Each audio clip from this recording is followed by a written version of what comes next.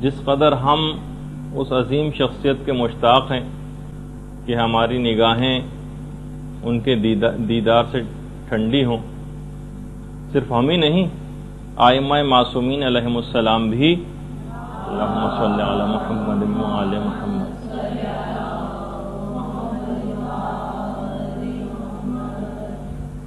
امیر المؤمنین علی ابن ابی طالب علیہ الصلوۃ والسلام بھی اللہم صلی علی محمد وآل محمد۔ بحار الانوار کی 51ویں جلد میں مولا نے ایک سرد آہ کھینچی روایت میں، میں ان سے ملاقات کا کس قدر اشتیاق رکھتا ہوں۔ مولا کائنات ابو الائمہ وہ امام زمانہ سے ملاقات کے کس قدر شوقین تھے، اور ایک دفعہ تو اپنے دل کی طرف اشارہ کر کے مولا کائنات نے کہا تھا، اپنے دل کی طرف اشارہ کیا اور ایک آہ بھری کہ میں ان کو دیکھنے کا کس قدر مشتاق ہوں۔ اور کیوں نہ ہو، حقیقت یہ ہے کہ امام زمانہ اتنی عظمت رکھنے والی شخصیت ہے کہ باقاعدہ جیسا کہ آیت اللہ مستنبط نے اپنی کتاب القطرہ کے اندر لکھا ہے کہ حضرت خضر علیہ السلام کو آپ دیکھیے کہ کتنی بڑی قدر و منزلت کے حامل حضرت خضر، کہ حضرت موسیٰ جیسے نبی کی استادی کا شرف ان کو حاصل ہو رہا ہے، لیکن اتنی عظمت رکھنے کے بعد کہ موسیٰ جیسے نبی ان کی شاگردی میں جا رہے ہیں، ہم یہ دیکھتے ہیں کہ حضرت خضر حضرت حجت کے تابع اور ان کی رعیت میں سے۔ اس سے اس بات کا بھی اندازہ ہوتا ہے کہ حضرت حجت کی عظمت کس قدر زیادہ ہے۔ صرف یہی نہیں کہ حضرت حجت کی عظمت، بلکہ ان سے جو منسوب چیزیں ہیں ان کی عظمت کس قدر زیادہ ہے۔ امام سے منسوب جو مسجد جمکران ہے، مسجد جمکران باقاعدہ جنت الماوا کی روایت ہے کہ من صلاح، امام زمانہ نے مسجد جمکران کی باؤنڈریز کھینچی تھی نا، اور انہوں نے اس مسجد کو بنایا تھا۔ من صلاح فکأنما صلی فی البیت العتیق، مسجد جمکران میں نماز پڑھنے کا سبب وہی ہے جو خانہ کعبہ کے اندر نماز پڑھنے کا ہے۔ تو صرف یہی نہیں کہ امام زمانہ سے منسوب شخصیات بلکہ چیزیں نہ صرف امام زمانہ کی اپنی ذاتی نہیں، بلکہ ان سے منسوب جتنی چیزیں ہیں ان سب کی بھی عظمت بہت زیادہ۔ اس کو بند کر دیجیے۔ اسی طریقے سے مثلا مسجد سہلہ، چھٹے امام کی جو روایت ہے امام جعفر صادق علیہ الصلوۃ والسلام کی، کہ جو شخص بھی 2 رکعت نماز مسجد سہلہ میں پڑھ لے گا، خدا اس کی عمر میں 2 سال کا اضافہ کر دے گا۔ 2 رکعت نماز پڑھنا مسجد سہلہ میں 2 سال کا عمر میں اضافہ کر دیتا ہے۔ اور یہ ایک ایسے امام کا ہم ذکر کر رہے ہیں جس کے لیے باقاعدہ جملہ ہے زیارتوں میں، السلام علیک یا قطب العالم، یعنی جس پر کائنات کا پورا دار و مدار ہے وہ شخصیت، اس پر ہمارا سلام۔ السلام علیک یا امام المسیح، حضرت عیسیٰ کے امام آپ پر ہمارا سلام، جو نبی خدا ہیں ان کے بھی امام امام زمانہ عجل اللہ تعالی فرجہ الشریف کی ذات گرامی اللہ صلی اللہ۔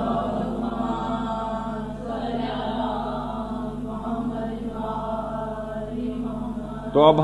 ہم سب اشخاص کی ذمہ داریوں میں سے ایک ذمہ داری ہے کہ ہمیشہ اور مستقل ان کو یاد رکھیں۔ باقاعدہ الگ سے ذمہ داریوں میں ایک چیز ہے کہ امام زمانہ کو مستقل یاد رکھا جائے۔ کچھ پاکیزہ نفوس ایسے ہیں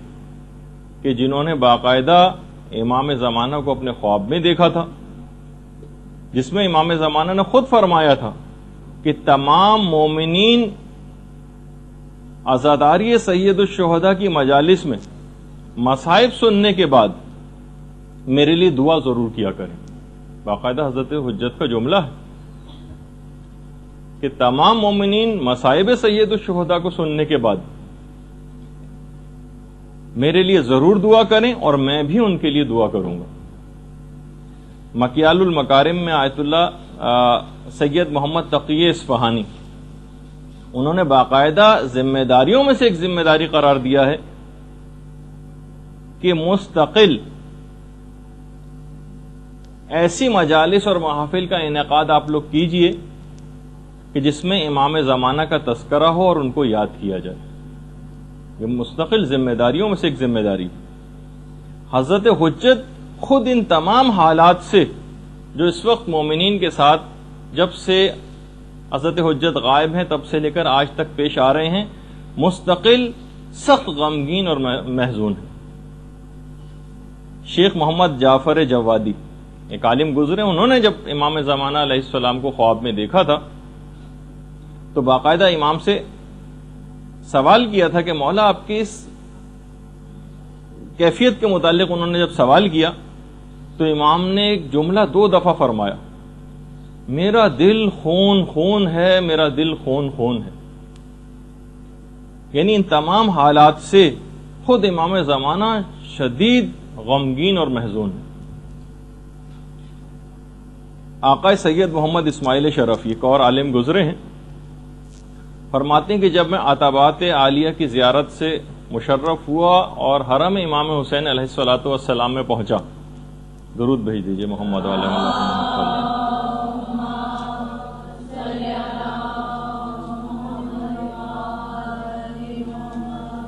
تو میں نے دیکھا کہ خورشید جہاں اپنے جمال کی پوری تابش کے ساتھ ظاہر ہو گئے. یعنی امام زمانہ کو انہوں نے اپنی آنکھوں کے سامنے دیکھا. آقا سید محمد اسماعیل شرفی کہہ رہے میں والہانہ لپک کے امام کے پاس گیا اور پوچھا کہ آپ کون ہیں، حالانکہ دل کو یقین ہو چکا تھا کہ امام زمانہ. تو اس وقت امام زمانہ نے ایک جملہ کہا، میں اس کائنات کا سب سے مظلوم ترین فرد ہوں. واقعی اگر آپ اس لحاظ سے دیکھیں کہ کب سے امام کی ذات اتنی سب مصائب کو دیکھتی آ رہی ہے اور شیعت کے اوپر، اپنے ماننے والوں کے اوپر اور اپنی اولادوں کے اوپر کیسے مظالم انہوں نے دیکھے ہیں، تو اب ہماری ذمہ داریوں میں سے ایک ذمہ داری یہ ہے کہ ہم اس امام کی معرفت کو تو ضرور حاصل کریں. ان کی معرفت حاصل کرنا یہ کوئی بہت عنقا چیز اور ایک ایسی چیز نہیں ہے کہ جس کو حاصل نہیں کیا جا سکے، یا فقط چند ہی دنیا کے اندر افراد ایسے ہوں گے جو امام زمانہ کی معرفت کو حاصل کر سکتے ہیں. نہیں، ہر شخص حاصل کر سکتا ہے. خود امیر المومنین علی ابن ابی طالب علیہ الصلوۃ والسلام فرماتے ہیں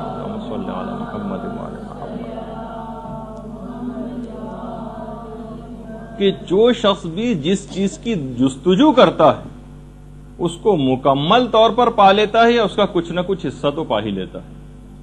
تو معرفت امام کی جستجو کرنا مکمل حاصل نہ بھی ہو سکی تو کچھ نہ کچھ حصہ تو اس کا ضرور حاصل ہو جائے گا. اچھا، اس کے لیے چند اعمال ہیں امام زمانہ کی معرفت کو حاصل کرنے کے لیے. امام کے دوسرے نائب خاص محمد ابن عثمان، ایک تو طریقہ انہوں نے بتایا ہے توجہ الیہ بالزیارہ، یعنی جو شخص بھی آپ کی زیارت جتنی دفعہ پڑھے گا، دیکھیے زیارت کیا ہے، امام زمانہ کے اوپر سلام، جتنی دفعہ وہ زیارت کرے گا اور امام کو سلام کرے گا اتنی ہی دفعہ جواب سلام کے لیے حضرت حجت اس کی طرف متوجہ ہوں گے. یہ جو روز آپ کو زیارت پڑھنے کا حکم ہے نا، اس کا ایک فلسفہ یہ بھی ہے کہ جتنی دفعہ آپ امام کا ذکر کریں گے، جتنی دفعہ ان کو سلام کریں گے، آپ کی طرف وہ اتنا ہی زیادہ متوجہ ہوں گے، اور جتنے زیادہ وہ آپ کی طرف متوجہ ہوں گے اتنا ہی آپ کے قلب اور باطن کے اندر پاکیزگی پیدا ہوتی چلی جائے گی اور اتنی ہی زیادہ معرفت آپ کے اندر آتی چلی جائے گی. یہ ہے اس کا ایک فلسفہ کہ امام کی زیارت کو جو ہم اس طرح بے دلی کے ساتھ اور روا روی کے اندر پڑھ دیتے ہیں اور صرف الفاظ کی حد تک رہ جاتے ہیں، لیکن بہرحال ہمیں اس کے باوجود بھی ایک خاص انداز سے زیادہ ہم آگے بگڑنے بھی نہیں پاتے. لیکن اگر ہم واقعی دل سے اور معنی اور مفاہیم سے واقفیت رکھتے ہوئے ان زیارات کو پڑھیں تو یقیناً امام کی بار بار توجہ کی وجہ سے جب آپ زیارت پڑھیں گی تو اتنا ہی قلب اور باطن کے اندر صفائی پیدا ہوتی چلی جائے گی۔ اچھا، چند عبادات کے متعلق علماء نے کہا کہ اگر وہ انجام دی جائیں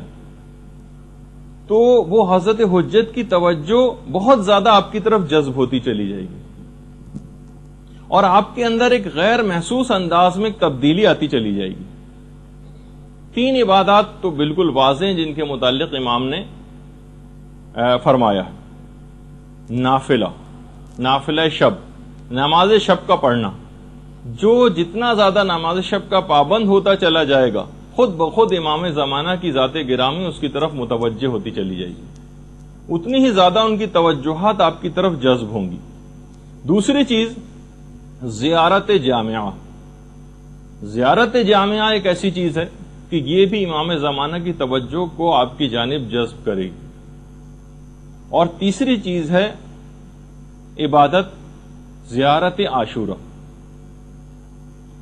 محدث نوری نے جو پورا واقعہ جو بہت مشہور ہے، جسے میں ابھی پڑھنا نہیں چاہ رہا کیونکہ آپ لوگوں نے بہت دفعہ سنا، وہ بھی ہے کتابوں میں پڑھا ہوا ہے، سید رشتی کا۔ سید رشتی کا جو واقعہ ہے اس کے اندر امام نے 3 دفعہ ان تینوں عبادات کا خاص طور پر ذکر کیا تھا۔ نافلہ نافلہ نافلہ، یعنی تمہارے لیے لازم ہے کہ تم نماز شب پڑھو۔ جامعہ جامعہ جامعہ، تمہارے لیے ضروری ہے کہ زیارت جامعہ پڑھو۔ عاشورہ عاشورہ عاشورہ، تمہارے لیے لازمی ہے کہ تم زیارت عاشورہ پڑھا کرو۔ اور خود زیارت جامعہ کے متعلق تو امام زمانہ کا اپنا ہی ارشاد گرامی ہے کہ زیارت جامعہ ایک بہت ہی بہترین زیارت ہے، بہترین زیارات میں سے ایک ہے۔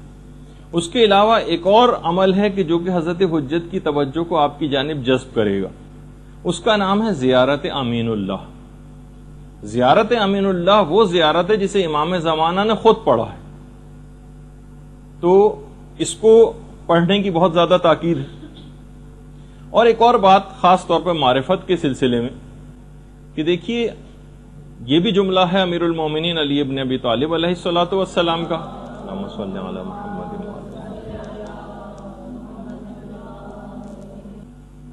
باقاعدہ شرح غرر الحکم میں روایت ہے امیر المومنین سے کہ بلند ترین مقامات پر فقط اپنی عادات پر قابو پا کر ہی پہنچا جا سکتا ہے۔ ہم دیکھتے ہیں کہ ہماری بہت ساری عادات، سستی اور کاہلی، اور خاص طور پر جو سب سے بری عادت جو ہم سب کے اندر موجود ہے چند ایک مستثنیات کو چھوڑ کر، وہ ہے غفلت۔ علماء نے کہا کہ ہر چیز کو بہت سرسری طور پر لینا، ہر عذاب ہم نے سن لیے تمام گناہوں کے، کوئی ہم پر اثر ہوتے دیکھنے میں نہیں آ رہا۔ جو کہ پچھلی دفعہ بھی روایت میں نے بیان کی آخری زمانے کی نشانیوں میں سے کہ امام نے فرمایا تھا کہ نشانیاں مسلسل پوری ہو رہی ہوں گی لیکن کوئی ان سے اثر لینے والا نہ ہوگا، کسی کا کے کان پر جو نہیں رینگے گی۔ اگر آپ خود بھی دیکھیں، مسلسل آج ہمارا 4تھا ہفتہ ہے اس متعلق بیان کرتے ہوئے، کتنی نشانیاں آپ سن چکی ہیں، کتنا دل کو یقین آ چکا ہے کہ امام زمانہ کا ظہور کس قدر قریب ہے، ساری تقریباً نشانیاں پوری ہوتی جا رہی ہیں، اور اس کے باوجود ان 4 ہفتوں کے اندر کون سی عمل میں تبدیلی آئی، یہ آپ اپنے طور پر دیکھیے گا۔ سب سے بڑی جو بری عادت ہے ہماری وہ ہے غفلت، اور مولا نے فرمایا کہ بلند مقامات پر فقط اور فقط اپنی عادات، بری عادات کے اوپر غلبہ پا کر ہی پہنچا جا سکتا۔ تو معرفت اسی وقت حاصل ہو سکے گی کہ جب ہم اپنی ان بری عادات کو، مثلا بہت زیادہ سونے کی عادت، بہت زیادہ باتیں کرنے کی عادت، بہت زیادہ چیزوں کو سرسری لینے کی عادت، کسی چیز کو کوئی گویا اہمیت ہی نہیں دینی، کتنی بھی باتیں سنتے چلے جائیں، کتنی بھی احادیث کان کے اندر پڑھتی چلی جائیں، تو لیکن اس میں بھی سب سے بری عادت جو ہے وہ اس غفلت۔ تو بہرحال یہ دیکھنا پڑے گا کہ ہم کیا ہیں، ہمارا ہدف اور ہمارا مقصد زندگی کیا ہے، یہ آپ کو طے کرنا پڑے گا۔ ایک بہت ہی اہم ترین چیز ہے، اور اپنے آپ کو ہمیشہ اس کے اندر آپ کو دیکھنا پڑے گا کہ آپ آخر زندگی میں آپ کو کرنا کیا ہے، آپ کا ہدف زندگی کیا ہے۔ اس غفلت کی زندگی سے باہر نکلنا پڑے گا، ایک ہدف زندگی طے کیجئے اور اس کے لیے دن اور رات ایک کر دیجئے، پھر آپ کو معرفت کا کوئی درجہ حاصل ہو سکے گا۔ اچھا، اسی طریقے سے ابھی جو بار بار اس بات کا ذکر ہوا کہ جناب دعا کیجیے حضرت حجت کے لیے، وہ بھی آپ کے لیے دعا کریں گے، خود ان کی فرمائش ہے کہ میرے لیے دعا کیا کرو، اس کے باوجود ہم دیکھتے ہیں کہ ہماری دعائیں قبول نہیں ہوتی. کتنے مومنین دعا کر رہے ہیں لیکن دعا ہے کہ قبول ہونے میں نہیں آتی، ظہور کے سلسلے میں بھی. اور ہم جو عام زندگی میں لوگوں کا ایک طریقہ کار ہے اس میں بھی لوگ شکایتیں کرتے نظر آتے ہیں کہ ہمارا عمل انجام دے رہے ہیں لیکن کوئی دعا ہماری قبول نہیں ہوتی. دیکھیے ہمارے استاد نے ایک دفعہ ایک روایت پڑھی تھی آج سے تقریباً 15 سال پہلے، کتاب کیفر کردار کے حوالے سے. فرما یہ رہے تھے کہ دیکھیے 2 ٹانگوں والا جو آدمی ہوتا ہے وہ ایک ٹانگ والے کو دیکھ کر خدا کا شکر ادا کرتا ہے، اور ایک ٹانگ والا جو ہوتا ہے، یہ بھی روایت نہیں ہے تو خود بیان کر رہے تھے، وہ جس کی دونوں ٹانگیں نہیں ہوتی ان کو دیکھ کر خدا کا شکر ادا کرتا ہے. تو کائنات کی جتنی بھی موجودات ہیں ان سب نے خدا کا ایک شکر ادا کیا. کتے نے بھی خدا کا شکر ادا کیا، پروردگار تیرا لاکھ لاکھ شکر ہے کہ تو نے مجھے کتا بنایا. اب کتے سے اگر سوال کیا جائے کہ تم کس بات کا شکر ادا کر رہے، تم سے زیادہ نہ تو کوئی نجس ہے نہ تم سے زیادہ بدتر کوئی جانور ہے، تو کتے نے کہا ہاں میں خدا کا شکر ادا کر رہا ہوں کہ اس نے مجھے کتا بنایا ہے، سور نہیں بنایا. سور نے بھی خدا کا شکر ادا کیا، اے پروردگار تیرا لاکھ لاکھ شکر ہے جعلنی خنزیرا، کہ تو نے مجھے خنزیر بنایا. بھائی تم کو شکر ادا کرنے کی کیا ضرورت ہے؟ تم تو سب سے کتے سے بھی زیادہ بدتر ہو، نجس العین ہو، ہر رطوبت تمہاری نجس ہے، ساری فقہ کی کتابیں تمہاری ایک لحاظ سے مذمت میں نجاست کے ذکر سے بھری ہوئی ہیں، تم کس بات کا شکر ادا کر رہے ہو؟ تو خنزیر نے بھی کہا میں اس بات کا شکر ادا کر رہا ہوں کہ پروردگار نے مجھے خنزیر بنایا ہے، بے نمازی نہیں بنایا. اس سے آپ اندازہ لگائیے. تو اب وہ روایت ہمارے استاد نے پیش کی تھی کہ دیکھیے کچھ گروہ ایسے ہیں کہ جو جس جگہ پر موجود ہوں وہاں دعا کبھی قبول نہیں ہوتی. ان میں ایک روایت ہے کہ جس گھر میں کتا موجود ہو وہاں رحمت کے فرشتے نہیں آتے، رحمت کے فرشتے نہیں آتے تو دعا کی قبولیت بھی نہیں ہوتی. جس گھر میں کتا ہو، اور جس گھر میں کتے سے بھی بدتر سور ہو وہاں پہ بھی رحمت کے فرشتے نہیں آئیں گے اور دعا قبول نہیں ہوگی. اور جس گھر میں خنزیر سے بھی بدتر بے نمازی موجود ہو یا گنڈے دار نماز پڑھنے والے ہوں وہاں پر بھی، یعنی ان تمام اعمال جو انجام دیے جاتے ہیں، دعائے کمیل پڑھی جا رہی ہے اور زیارتیں پڑھی جا رہی ہیں، رحمت کے فرشتے خدا کی طرف سے آتے ہیں لیکن ہر طرف سے اس گھر کے دروازے اپنے لیے بند پاتے ہیں، وہاں منڈلاتے ہیں آس پاس اور پھر وہاں سے واپس چلے جاتے ہیں. پروردگار کی رحمت آتی ہے لیکن کچھ وجوہات ایسی ہیں، کچھ گروہ جن میں سے ایک گروہ بے نمازیوں کا بھی، کہ جب کتے کی وجہ سے رحمت کے فرشتے نہیں آتے تو اس سے بھی بدتر خنزیر ہے اور خنزیر سے بھی بدتر بے نمازی. تو کوشش کریں گے گھر میں ایسے افراد، دوسرے الفاظ میں معاشرے کے اندر تبدیلی یا امام اس وقت آئیں گے جب آپ اتنے افراد تو پیدا کر لیں کہ جب امام ایک الہی حکومت کے قیام کا اعلان کریں تو انہیں ہر منصب کے اوپر فائز کرنے کے لیے عادل افراد کی ضرورت ہوگی. فاسق و فاجر و بے دین اور جاہل افراد تو ان عہدوں کے اوپر نہیں مقرر کیے جائیں گے نا. تو معاشرے کے اندر زیادہ سے زیادہ علم کو فروغ دینا ہے اور معاشرے سے زیادہ زیادہ گناہوں کو ختم کرنا ہے، اور اس میں اپنے جو دعائیں قبول نہیں ہوئی اس کے اندر سے ایک وجہ یہ بھی ہے کہ آپ نے اب تک وہ کام ہی مکمل نہیں کیا جس کو ایک لحاظ سے گراؤنڈ ورک کہا جاتا ہے، ایک گراس روٹ لیول کے اوپر جو ایک کام ہوتا ہے، اور اس سے بڑھ کر بھی جو آگے کام ہوتے ہیں کہ جب الہی حکومت کا قیام ہوگا تو ایسے افراد کہاں ہوں گے، ایسے علم رکھنے والے، ایسے علم و تقوی رکھنے والے، گناہوں سے بچنے والے عادل افراد، ایسے افراد کی تعداد میں زیادہ سے زیادہ اضافہ کرنا. اچھا اب ایک چیز اور اس میں بتا دی جائے کہ دیکھیے غیبت کبریٰ کے دور میں جن افراد نے حضرت حجت کی زیارت بھی کی ان کی تعداد بھی ہزاروں میں، یعنی جو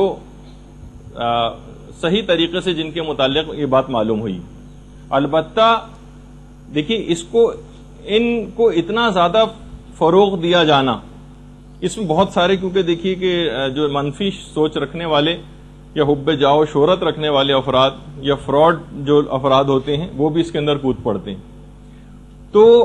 یہ بھی ضروری تھا کہ آپ کی زیارت مختلف ادوار میں لوگ کرتے رہیں، تاکہ آپ کا وجود کوئی تخیلاتی یا افسانوی نہ قرار پا جائے کہ بھئی آج تک تو کسی سے ملے نہیں، اگر ہوتا تو کبھی تو ملاقات ان سے ہوتی. تو اتنی ملاقاتیں بھی ضروری تھی، اور نہ اتنی زیادہ یہ ملاقاتیں کہ فتنے کی شکل اختیار کر جائیں. اس وجہ سے ان کی مذمت بھی آئی کہ جو اس بات کو ظاہر کرے گا کہ میری امام سے ملاقات ہوئی اور لوگوں سے کہتا پھرے، شاید آیت اللہ جواد تبریزی کا جملہ، یہ اس بات کی دلیل ہے کہ اس کی ملاقات امام سے نہیں ہوئی. یعنی جو یہ کہتا ہے کہ میری ملاقات ہوئی، تو وہ جس کی ملاقات ہوتی ہے وہ بتاتا نہیں ہے، یا اس کے انتقال کے بعد پتہ چلتا ہے کہ ان کی ملاقات ہوئی تھی. تو بہرحال اس لحاظ سے یہ ایک سلسلہ ایک خاص مسئلے سے شروع کیا گیا کہ کچھ افراد کو مختلف ادوار میں زیارتیں بھی کروائی جائیں، اور باقاعدہ ایران کے اندر تو اس مسئلے نے جب سے ملاقات امام زمانہ نام کی کچھ کتابیں چھپیں تو تقریباً ایران میں ایک فتنہ سا نمودار ہو گیا تھا. ہر شخص تقریباً، کیونکہ ہر طرح سے لوگ رہنے والے وہاں پر بھی ہیں، اس بات کا مدعی ہو گیا. کسی کا کوئی کام ہو گیا، کسی کا مثلا گاڑی کا ٹائر پنکچر ہو گیا اور اس کا کوئی آدمی آیا اس کا ٹائر درست کر دیا، تو انہوں نے کہا یہ تو امام زمانہ مثلا تشریف لائے تھے. تو ایک بالکل ایک مذاق سا بن کے رہ گیا. باقاعدہ کچھ ایسی کتابوں کو وہاں پر جلایا گیا، مظاہرے ہوئے، کچھ کتابوں کے لکھنے والوں کو وہاں پر اریسٹ بھی کیا گیا، اور تاکہ اس فتنے کے اوپر کسی طور پہ قابو پایا جا سکے. لیکن بہرحال الحمدللہ اس میں قابو پا لیا گیا اس پر. تو یہی چیز یہاں پر بھی آپ کو دیکھنی ہوگی کہ اگر اس طرح سے کوئی دعویٰ کرنے لگیں تو یہ آپ کو اپنی ذمہ داری پتہ ہونی چاہیے کہ آپ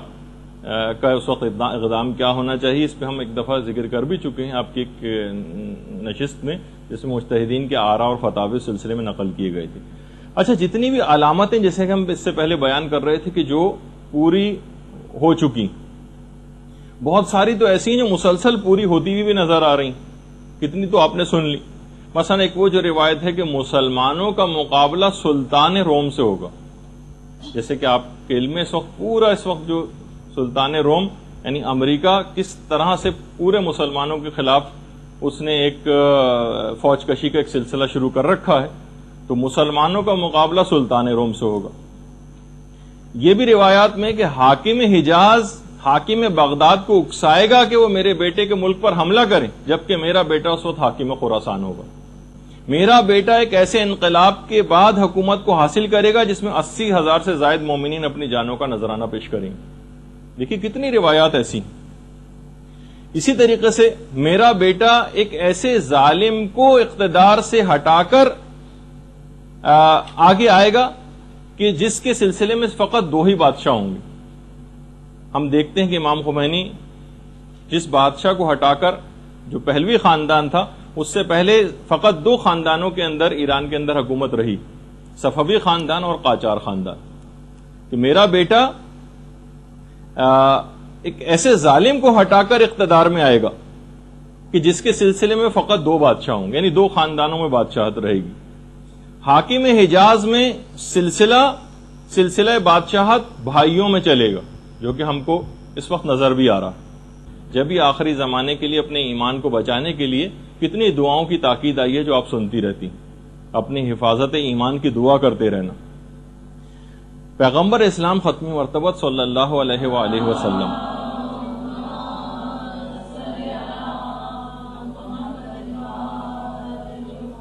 فرماتے ہیں اپنے صحابہ سے، ایک دفعہ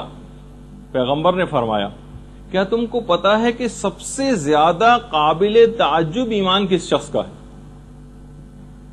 کچھ صحابہ نے کہا یا رسول اللہ ملائکہ کا ایمان.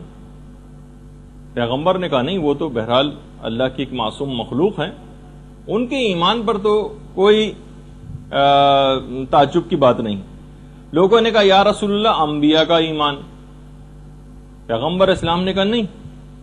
انبیاء بھی خدا کی معصوم ہستیاں ہیں اور ان کا ایمان کوئی قابل تعجب ایمان نہیں.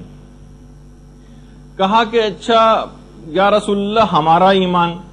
کہا کہ نہیں، تم تو میرے سامنے موجود ہو، تم مجھے دیکھ بھی رہے ہو، تمہارا ایمان بھی قابل تعجب نہیں. کہا کہ یا رسول اللہ پھر آپ ہی فرمائیے کہ کون سے ایسے افراد ہیں جن کا ایمان سب سے زیادہ قابل تعجب ہے. کہا آخری زمانے میں آنے والے ان مومنین کا جنہوں نے نہ مجھے دیکھا ہوگا نہ میری اولاد کو، اور میرے آخری فرزند پر ان کا اعتقاد اتنا زیادہ مضبوط ہوگا کہ پہاڑ ٹل جائیں گے مگر ان کا ایمان ختم نہیں ہوگا،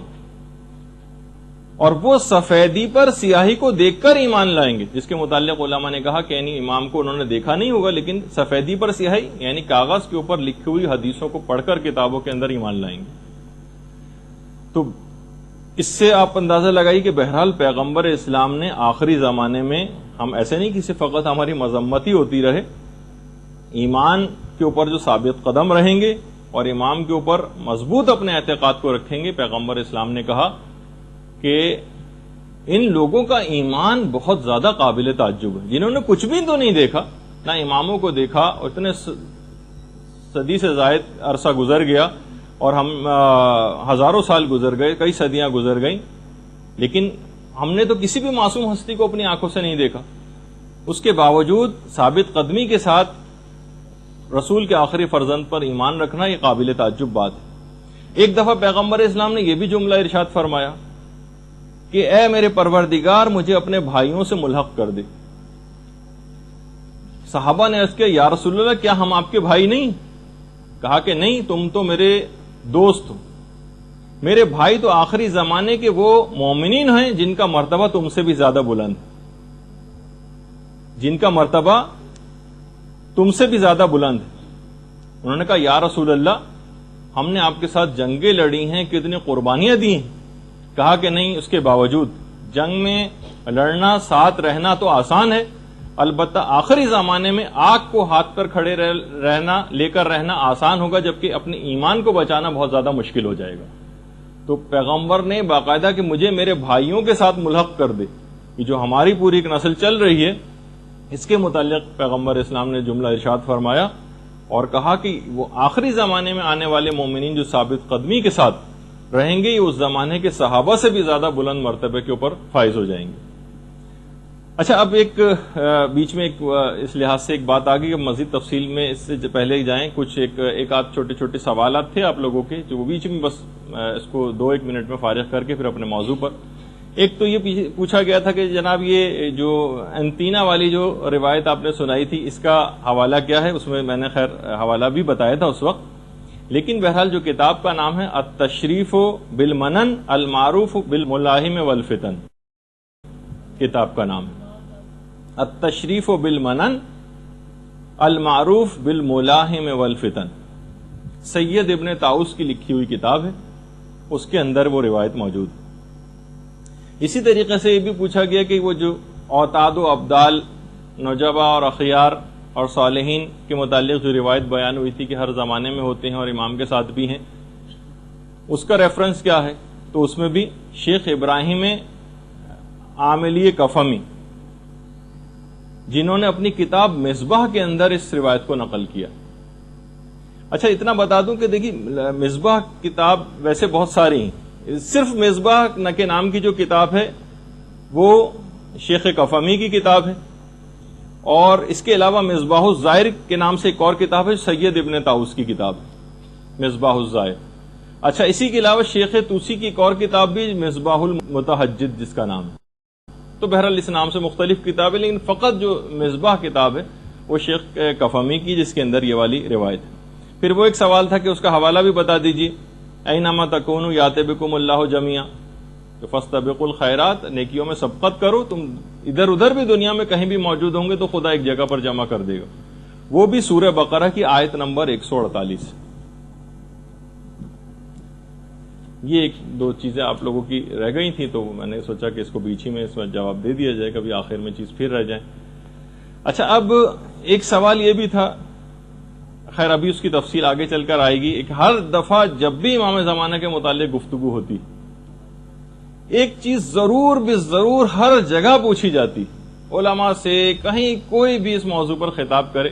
کہ امام زمانہ جب آئیں گے تو کیا تلوار سے جنگ ہوگی یا اس زمانے میں جو سپر لیٹسٹ قسم کے ہتھیار ہوں گے؟ تو بہرحال اس میں خیر مختلف چیزیں ہیں، اب اس کی تو بحث میں ہمیں نہیں جانا، لیکن رجحان علماء سب کا یہی ہے کہ نہیں، اس زمانے میں جو سپر لیٹسٹ طریقے جو بھی اختیار اس زمانے میں ہوں گے اس سے بھی بڑھ کر بلکہ امام اختیار کریں گے کہ اس زمانے کا انسان اتنا زیادہ ترقی یافتہ ہو چکے گا کہ وہ اپنے سے بہترین کوئی ٹیکنالوجی کوئی دیکھے گا تو ہی مرعوب ہوگا اور ایمان کو قبول کرے گا. یعنی اس کو اسی وقت یقین آئے گا جب وہ اپنے سے بہتر کسی چیز کے اندر وہ دیکھے گا کہ نہیں یہ تو ان کے پاس تو ہمارے سے بھی بہتر ایک چیز ہے. بلکہ علماء کا کہنا ہے کہ پہلے زمانوں کی نسبت آج کل کے دور میں تو ظہور امام زیادہ سے زیادہ سمجھ میں آ رہا ہے کہ واقعی آج کے دور میں اگر ظہور امام ہو جائے. باقاعدہ ہمارے استادی سے ایک دفعہ ہم سب لوگ بیٹھے پوچھ رہے تھے تو انہوں نے یہ جملہ کہا تھا کہ آج کل کے دور میں زیادہ ظہور آسان ہے. پہلے زمانے میں تو جناب یہ تھا تلوار کا دور تھا اور معجزات تو اگر دکھاتے تو امام ایک الگ بات ہوتی. لیکن آج ہم دیکھتے ہیں کہ پورا کا پورا کمپیوٹرائز دور ہے. اگر بالفرض آج کمپیوٹر کوئی وائرس ایسا آ جائے جو پوری دنیا کے کمپیوٹر وائرس ایک دوسرے سے کنیکٹڈ ہیں اور سب سارے کے سارے جیم ہو جائیں تو سارا یعنی اس وقت پورا سسٹم جتنا بھی الیکٹریسٹی کا اور مواصلات کا اور سب چیزوں کا وہ پورے کا پورا ان تمام جو بڑی طاقتیں ان کا پورا سسٹم اس کے اوپر چل رہا ہے. آج یہ کوئی بھی آج ہم دیکھتے ہیں کہ ناسا کی ویب سائٹس کے اندر اکثر جو بچے ہیں وہ تک کچھ ایسے پروگرامز بنا کے وہاں پر گھس گئے اور کتنی اس پہ فلمیں بھی بنائی گئی کہ میزائل تک فائر ہونے والے تھے اور انہوں نے کمپیوٹر کے پروگرام کے ذریعے وہاں تک اپروچ کر لیا. تو آج تو ایک معمولی سا ایک سافٹ ویئر اور پروگرام کوئی اتنا کوئی ذہین شخص ہو اور وہ اگر اس کو بنا لے اور اس کو لانچ کر دے تو یہ ساری طاقتیں جو ہیں وہ بالکل بیکار ہو کر رہ جائیں گی. تو آج کل کے دور میں تو یہ چیز زیادہ سمجھ میں آ رہی. تو امام انہی طریقہ کار کو اختیار کر کے ان بڑی طاقتوں کو قابو بھی کریں گے اور تفصیل اپنے مقام پر آئے گی. لیکن آج اتنا وقت نہیں کیونکہ آج ہمیں ہر صورت میں اپنے اس موضوع کو مکمل کر لینا ہے. اچھا اب امام جب تشریف لے آئیں گے اور جتنی تفصیلات ہم نے بیان کی تو اس کے بعد یہ ہے کہ امام کچھ ایسی اصلاحات کریں گے. ایک ریفارمز ہوں گی پوری دنیا کے اندر. خاص طور پر اس کا آغاز کریں گے مکے سے. ایک تو مسجد الحرام کی جو حضرت ابراہیم کے دور میں جو حدود مقرر کی گئی تھیں جس کی پوری تفصیلات ہیں کہ حضرت ابراہیم کے دور میں حضرت ابراہیم نے کیا حرم کی حدود مقرر کی تھی. وہ ملا یا حضر الفقی میں شیخ صدوق نے لکھی. ہم وہ تو ابھی بیان نہیں کر رہے لیکن بہرحال یہ کہ مقام طواف وہ بہت زیادہ وسیع ہو جائے گا. بہت زیادہ وسیع ہو جائے گا مقام طواف کیونکہ اس حد تک جب حضرت حجت کا ظہور ہو جائے گا تو پوری دنیا سے اتنی بڑی تعداد کے اندر لوگ حج و عمرہ و زیارات کے لیے پہنچا کریں گے کہ بے پناہ رش کا اضافہ ہو جائے گا وہاں پر. اچھا مقام ابراہیم کو اپنی اصلی جگہ پر جو کہ جب زمانے رسول خدا میں تھا اس جگہ پر مقام ابراہیم کو لا کے رکھا جائے گا. آپ میں سے کسی نے دیکھا ہوگا تصویر کے اندر سنہری رنگ کا ایک شوکیس ہے جو خانہ کعبہ کے دروازے کے کچھ سامنے موجود ہے جو ذرا فاصلے پر ہے جس کے درمیان سے طواف کیا جاتا ہے مقام ابراہیم کے درمیان سے اور خانہ کعبہ کی دیوار سے. اس کو اپنے اصل مقام سے جو کہ زمانے رسول خدا میں تھا جو کہ ایک پورے تفصیل ہے اس کی جب انشاءاللہ آپ لوگوں کی حج کلاسز ہوں گی جو پچھلی بھی ہوئی تھی ان کے بھی سامنے بھی میں نے وہ چیز پیش کی تھی کہ باقاعدہ کس طرح سے ایک سیلاب آیا تھا اور مقام ابراہیم اپنی جگہ سے ہٹ گیا تھا اور اس کے بعد پھر حضرت عمر کے زمانے میں دوبارہ سے اس کی نپائی وغیرہ ہوئی تھی اور پھر اس کو اس جگہ پہ لا کے رکھا گیا جہاں آج ہے. خیر اس کی ایک الگ تفصیل ہے کہ پھر ائمہ کے جو اپنا دور آیا مولائے کائنات کو انہوں نے اپنے واپس اس جگہ پہ کیوں نہیں رکھا تو اس کی تفصیل بھی اپنی جگہ پہ ہے. جب انشاءاللہ ہوگا تو ہم اس میں بیان کریں گے. تو بہرحال زمانے رسول خدا میں وہ مقام ابراہیم خانہ کعبہ کی دیوار سے ملا ہوا تھا. جب بھی کہا جاتا ہے رکن اور مقام کے درمیان امام ٹیک لگا کر بیٹھے ہوں گے. رکن تو حجر اسود کو کہا جاتا ہے وہ کونا کہ جہاں پہ حجر اسود لگا ہوا ہے اور مقام ابراہیم تو مقام ابراہیم کی اصل جگہ تو وہیں جو خانہ کعبہ کی دیوار سے ملا ہوا تھا ورنہ امام کیسے پیٹ لگا کے بیٹھیں گے ورنہ تو مقام ابراہیم کافی دور ہے. تو بہرحال اس زمانے میں امام ایک تو مسجد الحرام کی وہ پرانی سابقہ حدود پہ اس کو لے کر جائیں گے اور اس کے علاوہ مقام ابراہیم کو اپنی اصل جگہ پر خانہ کعبہ کے ساتھ ملا کر رکھیں گے. رش اتنا زیادہ ہو جائے گا طواف کرنے والوں کا کہ امام زمانہ کی طرف سے حکم آ جائے گا کہ مستحب طواف کرنے والوں پر پابندی فقط اور فقط حج کے ایام میں خاص طور پر یہ بات ہوگی جب اتنا زیادہ رش ہوگا کہ ظاہر ہے کہ جو واجب طواف کرنے والے ہیں کہیں اس سے رہ نہ جائیں تو مستحب طواف کرنے کے اوپر پابندی لگا دی جائے گی. اسی طریقے سے جتنی بھی تفاسیر ہیں اس میں سے تفاسیر بالرائے یہ نکال دی جائیں گی, ان کو نکال کے پھینکا جائے گا تمام تفاسیر میں سے, تفسیر بالرائے جتنی کی گئی. تقریباً علماء نے کہا کہ رجال کی جتنی بھی کتب ہیں اس سے انسان بے نیاز ہو جائے گا. تمام قیاسی مسائل دفن ہو جائیں گے. فلسفے کے جتنے بھی فضول مباحث ہیں وہ سب ختم ہو کے رہ جائیں گے. اور تہذیب و ثقافت کے نام پر جو ایک مادر پدر آزادی کا جو تصور ہے یہ بھی امام زمانہ کی آمد کے بعد بالکل ختم ہو جائے گا. جتنے مسالک ہیں مسلک یہ سارے ختم ہو جائیں گے اور سب کے سب لوگ مومن کہلائیں گے. اچھا, اس زمانے میں جو ایک پوری تفصیل ہے کہ ہوگا کیا امام کے دور میں, جو افراد بے گھر ہوں گے ان کے متعلق یہ ہے کہ باقاعدہ امام کی طرف سے ایک اجازت عام ہوگی, جس کو جہاں جگہ ملے وہ قوانین کا احترام کرتے ہوئے اس جگہ پہ اپنے مکان کو بنا لے, اور جو مکان بنانے کی طاقت نہیں رکھتا ہوگا اس کے متعلق پھر یہ ہے کہ امام کی جو حکومت اسلامی ہوگی, عالمی حکومت, وہ خود ایسے افراد کو مکان بنا کر مہیا کرے گی. اس زمانے کے متعلق یہ ملتا ہے کہ قیمتیں جو ہیں مکانات کی, خاص طور پر وہ افراد کی جنہوں نے انویسٹمنٹ کرنے کے لحاظ سے مکانات کو خرید رکھا ہے, تو اس زمانے میں قیمتیں مکانات کی بہت زیادہ کم ہو جائیں گی, سوائے کوفے کے مکانات کی کہ اس کی دارالحکومت ہونے کے لحاظ سے ایک الگ حیثیت ہوگی تو اس کی تو قیمت زیادہ ہوگی. لیکن جو اور جگہوں کے اوپر مکانات ہیں تو کیونکہ قیمتیں اسی وجہ سے بڑھتی چلی جاتی, تو جب ہر شخص کو حکومت کی طرف سے گھر ملے گا, عالمی حکومت کی طرف سے, اسلامی حکومت کی طرف سے, تو پھر خود بخود ان مکانات کی قیمتیں کم ہوتی چلی جائیں گی. لوگوں کے دلوں سے کینہ نکل جائے گا امام کی حکومت کے آنے کے بعد, اور ہر طرف فقط اور فقط خیر ہی خیر ہوگا. یہ بھی تفصیل ہے روایات میں کہ سڑکوں اور گلیوں میں جتنی بھی کھڑکیاں کھلتی ہیں گھروں کی ان کو بھی بند کر دیا جائے گا. سڑکوں اور گلیوں کی طرف جو کھڑکیاں کھلتی ہیں ان کو بند کر دیا جائے گا, اور جتنے بھی روڈز ہیں یہ تقریباً ہر روڈ جو مین روڈز ہوں گی وہ 120 فٹ چوڑی کر دی جائیں گی, اور گلیوں کے اندر جتنی بھی رکاوٹیں اور ڈنڈے کھڑے کیے جاتے ہیں ان سب کو بھی ہٹا دیا جائے گا. اچھا, اسی طریقے سے روایات میں یہ بھی ہے, اس کو ہم ظاہر ہے کہ اپنے الفاظ میں بیان کر رہے ہیں, کہ سڑکوں پر کھلنے والے جتنے گٹر ہیں یہ ان کو بھی بند کر دیا جائے گا. بہار الانوار کی 52ویں جلد کے اندر پوری ایسی اصلاحات کا بھی تذکرہ کیا گیا ہے. 5ویں امام محمد باقر علیہ الصلوۃ والسلام فرماتے ہیں کہ جس نے بھی ظہور امام کو پا لیا, جو بیمار ہوگا وہ تندرست ہو جائے گا, جو کمزور ہوگا وہ طاقتور ہو جائے گا. ابھی بیمار تندرست کیسے ہوگا یہ آگے چل کے بات آنے والی. کمزور طاقتور ہو جائے گا. اسی طریقے سے امام علوم کو ظاہر کریں گے. روایت میں یہ ہے کہ 27 جو علوم ہیں, یعنی اب تک ان 27 میں سے فقط 2% علوم جو ہیں یہ لوگوں کے سامنے آئے. ابھی جو 25 جو ریمیننگ ہیں یہ امام زمانہ کی آمد کے بعد امام خود ظاہر کریں گے ان 25 حصے علوم کے. یعنی علوم کے جو 27 حصے ہیں حضرت آدم سے لے کر اب تک دنیا میں فقط 2 حصے تقسیم کیے گئے. 25 حصوں کو امام خود آ کر ظاہر کریں گے. جب 25 کو امام خود آ کر ظاہر کریں گے تو اتنی زیادہ جینیٹک انجینئرنگ کے اندر دنیا ایک کمال پر پہنچ جائے گی, جس پہ اب ہم کلوننگ کے لحاظ سے صرف بات کرتے ہیں خالی,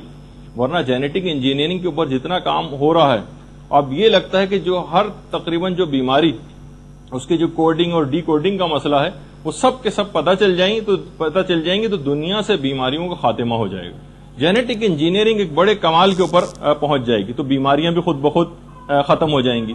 اسی طریقے سے امام کے دور میں جتنے بھی فیصلے ہوں گے عدالتوں کے وہ تمام کے تمام بلا گواہی ہوں گے. امام اپنے علم سے فیصلہ کریں گے, اور بالکل جس طریقے سے حضرت خضر کے فیصلے ہیں, جس طریقے سے مثلا حضرت داؤد اور حضرت سلیمان کے فیصلے ہیں کہ وہ بھی بغیر گواہی کے فیصلے کیا کرتے تھے اپنے علم نبوت سے, اس کے ذریعے امام بھی فیصلے کریں گے. یعنی امام فیصلے کرنے کے لیے شہادتوں کا انتظار نہیں کریں گے کہ کچھ گواہ لائے جائیں اور اس کے بعد پھر جو ظاہری قوانین ہیں ان کے مطابق عمل کرتے ہوئے, نہیں, گواہوں کا کوئی انتظار نہیں ہوگا. اچھا، اب ایک سوال یہ ہوتا ہے کہ چلیں امام کے پاس اگر فیصلے آئیں تو امام تو علم امامت سے فیصلے کر لیں گے، تو پوری دنیا کے جتنے بھی مقدمات ہیں کیا اس کے سارے فیصلے امام بنفس نفیس کیا کریں گے؟ نہیں، امام کے اور نمائندے بھی تو ہوں گے نا. تو آخر پھر یہ کس طرح سے ہوگا کہ وہ کس طرح سے بغیر گواہی کے فیصلے کیا کریں گے؟ تو یہ بھی ہے روایات کے اندر، باقاعدہ غیبت نعمانی میں روایت ہے، چھٹے امام سے بھی یہ بات پوچھی گئی. تو امام نے کہا کہ دیکھو کہ ہر علاقے کا ایک گورنر ہوگا، جب اس کے پاس معاملات جائیں گے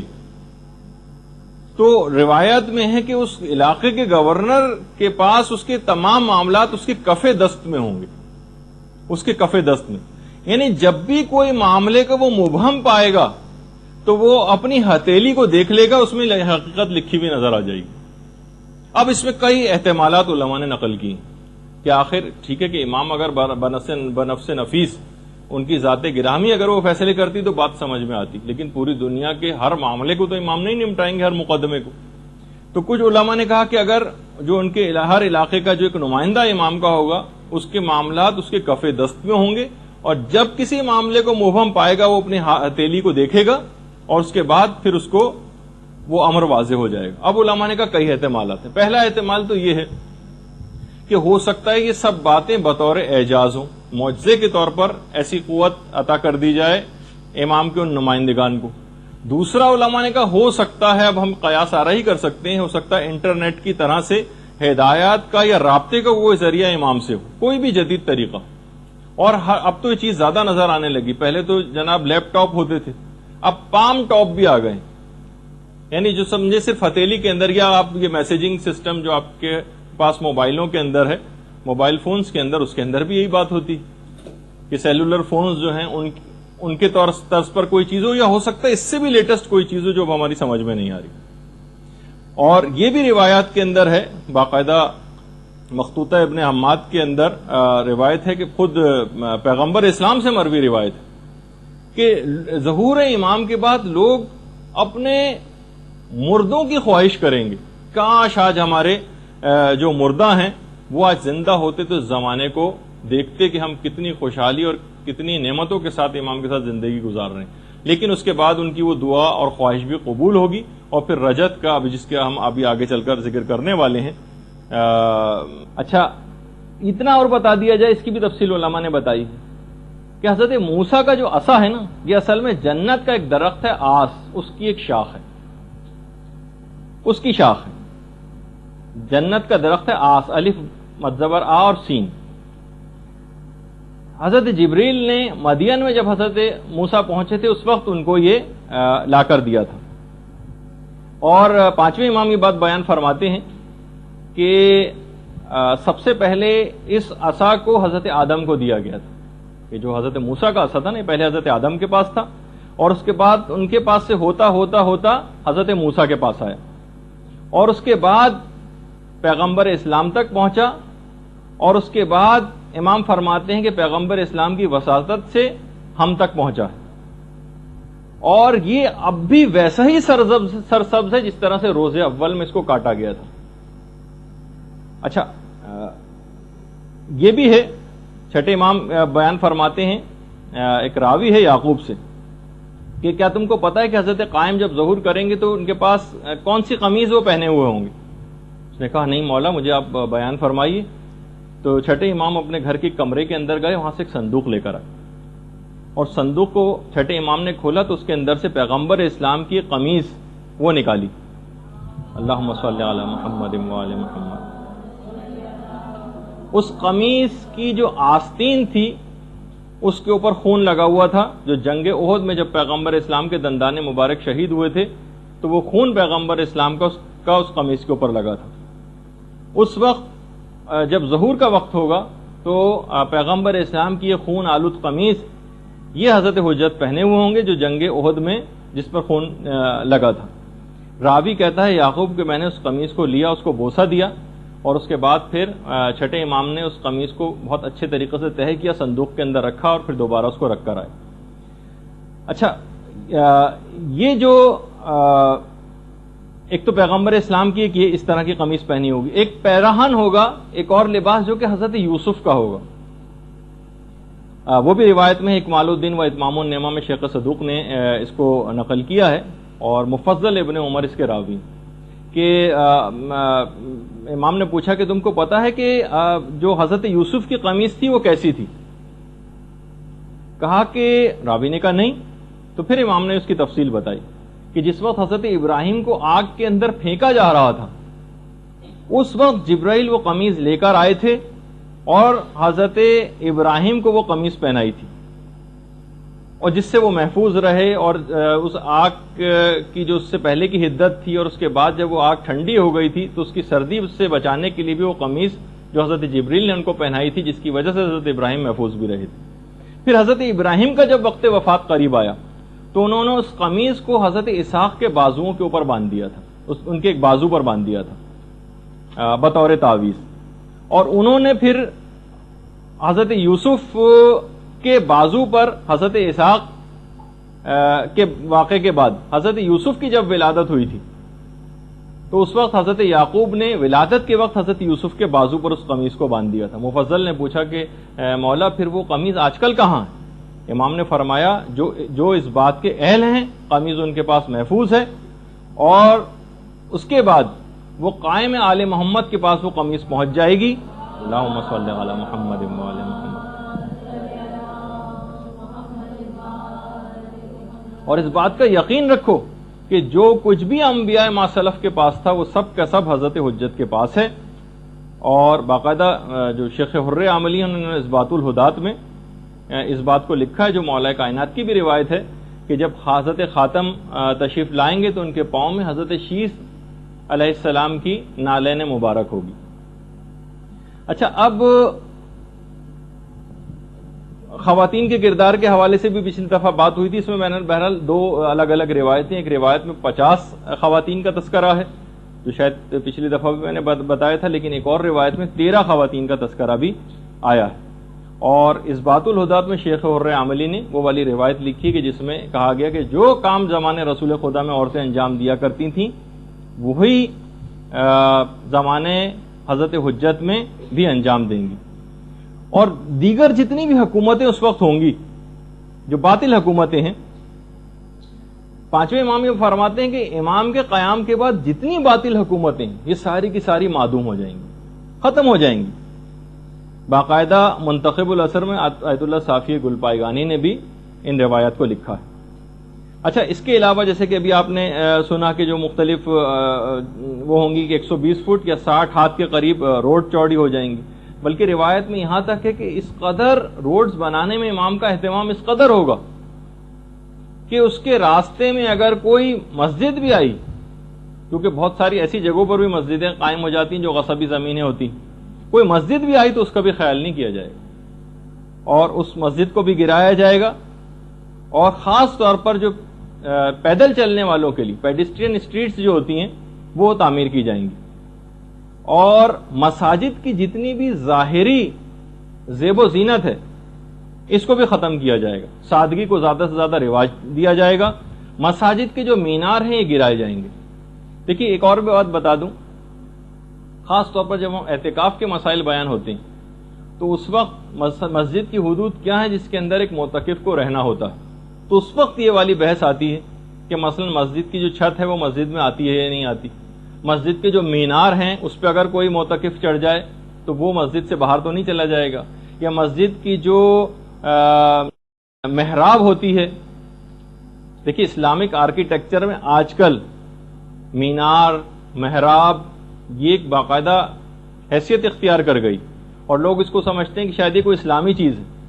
ٹھیک ہے، کوئی حرام تو نہیں ہے بہرحال محراب بنانا، لیکن مساجد کے اندر جو محراب جہاں پہ پیش امام کھڑا ہوتا ہے اور اس کے آگے ایک دروازہ ہوتا ہے، یہ اصل میں ظالم بادشاہوں نے ایک سلسلہ قائم کیا تھا جن کو اپنے اوپر دوران نماز حملوں کا خطرہ ہوتا تھا کہ کبھی ایسی صورتحال پیش آ جائے تو وہ دروازے سے آگے کے دروازے سے نکل کر باہر چلے جائیں. تو اس وقت یہ چیز آتی ہے کہ کوئی شخص مسجد کی محراب میں چلا جائے، مسجد کے مینار پر چڑھ جائے یا مسجد کی چھت پر چلا جائے تو وہ مسجد میں شمار ہوگا یا نہیں ہوگا، ایک بحث ہے. تو بہرحال مساجد کے جتنے مینار ہیں یہ گرا دیے جائیں گے. اور عقلی سطح اتنی زیادہ اس زمانے کے لوگوں کی بلند ہو جائے گی کیونکہ امام باقی جو 25 حصے ہیں علوم کے ان کو ظاہر کریں گے کہ گھر کی جو پردہ نشین عورتیں ہیں یہ مقدمات کے فیصلے کیا کریں گی، اور یہ تمام علوم جو ہیں یہ لوگوں کے اوپر تقسیم کیے جائیں گے، لوگ بالکل کامل الایمان ہو جائیں گے، اور جیسے کہ میں نے ابھی آپ سے ذکر کیا کہ دل جو ہیں وہ کینے سے خالی بھی ہو جائیں گے۔ علامہ امینی نے باقاعدہ اس کو لکھا ہے۔ اس زمانے میں جب حضرت حجت کی حکومت قائم ہوگی تو روایات میں یہ بھی ملتا ہے کہ اس زمانے میں جو خرید و فروخت ہوا کرے گی وہ کرنسی نوٹ کے بجائے درود کے ذریعے ہوگی۔ اللہم صل علی محمد وعلی محمد۔ جس چیز کی جتنی قیمت ہوگی اس کے مطابق اس کو درود پڑھنا ہوگا اور وہ چیز وہ خرید سکے گا۔ باقاعدہ اس کا ایک تجربہ ایران عراق جنگ کے موقع پر کیا بھی جا چکا ہے، جب ایک صلواتی ہوٹل کے نام سے باقاعدہ قائم کیا گیا تھا کہ وہ کسی مجاہد کو جب کسی چیز کی ضرورت پیش آتی تھی تو وہ اتنی دفعہ چیز کو پڑھتا تھا، کھانے وغیرہ کی چیز، اور وہ درود پڑھ کے وہ چیز وہاں سے لے جاتا تھا۔ باقاعدہ اس کا تجربہ بھی ہو کے دیکھا جا چکا ہے۔ اچھا، اسی طریقے سے ہر شخص کی زبان پر ایک جملہ ہوگا حضرت حجت کے دور میں، اتنی زیادہ خدا کی نعمتیں دیکھیں گے کہ ہر ایک کی زبان پر بار بار یہ جملہ آئے گا، الحمدللہ رب العالمین، الحمدللہ رب العالمین، یہ ہر شخص کی زبان پر جاری ہو جائے گا۔ اسی طریقے سے اس زمانے میں جیسے ابھی اس کا ذکر ہوا کہ بیماریاں ختم ہو جائیں گی، جس کی جب بیماریاں ختم ہو جائیں گی تو ہر شخص کی عمر اتنی زیادہ طویل ہو جائے گی، روایات میں کہ ہر شخص اپنی 1,000 کے قریب اولادیں دیکھے گا، 1,000 وہ اپنی اولادیں دیکھ سکے گا، اتنی زیادہ اس زمانے میں، کیونکہ بالکل بیماریاں ہی ختم ہو جائیں گی تو عمریں بہت زیادہ طویل ہو جائیں گی۔ اور جو عقلوں کی جہاں تک بات آئی ہے، یہ بھی روایات کے اندر ہے کہ حضرت حجت مومنین کے سروں کے اوپر اپنے ہاتھ کو رکھیں گے جس سے ان کی عقلیں کامل ہو جائیں گی، اور ہر شخص تقریباً 40 افراد کے برابر جو ہے وہ طاقت کو حاصل کرے گا۔ خود حضرت حجت کی جو جسمانی طاقت ہے اس کے متعلق بھی روایت میں بڑا تذکرہ آیا ہے کہ ابھی وہ میں بتاتا ہوں، لیکن عام مومنین کے حوالے سے بھی کہ ان کے دل بہت زیادہ مضبوط ہو جائیں گے، جو کام ان کے ماننے والے شروع کریں گے جب تک اس کو ختم نہ کر لیں گے جب تک چین سے نہیں بیٹھیں گے۔ حضرت حجت کی بھی جو ظاہری طاقت ہوگی، یعنی جو عام جسمانی طاقت ہوگی کہ بڑے سے بڑے درخت کو ایک ہاتھ سے اکھاڑ کر پھینک دیں گے، پہاڑوں میں جا کر اگر حضرت حجت آواز دیں زور سے تو پہاڑوں کے پتھر ٹوٹ کے گرنے لگیں گے۔ یعنی اگر آپ دیکھیں واقعی روایات کے اندر، پھر باقاعدہ مفضل نے چھٹے امام سے ایک روایت بھی نقل کی کہ جس میں امام نے فرمایا کہ آپ کے حضرت حجت کے دور میں باقاعدہ اعلان ہو جائے گا کہ جس شخص کے ذمے بھی اگر کوئی قرض موجود ہے، جس کے بھی ذمے اگر کوئی قرض ہے تو وہ ہمارے پاس آئے، چاہے اس کا رائی کے دانے کے برابر قرضہ ہو یا ایک پہاڑ کے برابر، اس کا قرض حضرت حجت خود ادا کریں گے۔ اچھا، اسی طریقے سے خود حضرت حجت کا جو رہن سہن اس دور کے اندر ہوگا، روایت میں یہ بھی ہے، 8ویں امام سے روایت ہے، امام علی رضا علیہ الصلوۃ والسلام سے،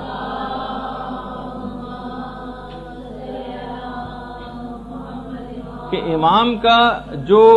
رہن سہن ہوگا یہ انتہائی سادہ ہوگا۔ حضرت حجت، حضرت قائم کا لباس بہت ہی معمولی اور کھردرا ہوگا، اور غذا انتہائی کم قیمت اور سادہ۔ آیت اللہ صافیہ گل پائیگانی نے منتخب الاثر میں بھی اس کی تفصیل لکھی۔ اچھا، پھر اس کے بعد بہرحال حضرت حجت اس طرح سے زندگی گزاریں گے، اور کتنے سال ان کی حکومت رہے گی ہم پچھلی اس میں ایک تفصیل سے ذکر کر چکے ہیں۔ بہرحال حضرت حجت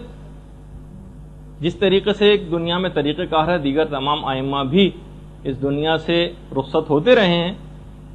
امام زمانہ بھی اس دنیا سے رخصت ہوں گے۔ اس سلسلے میں روایات دو طرح کی،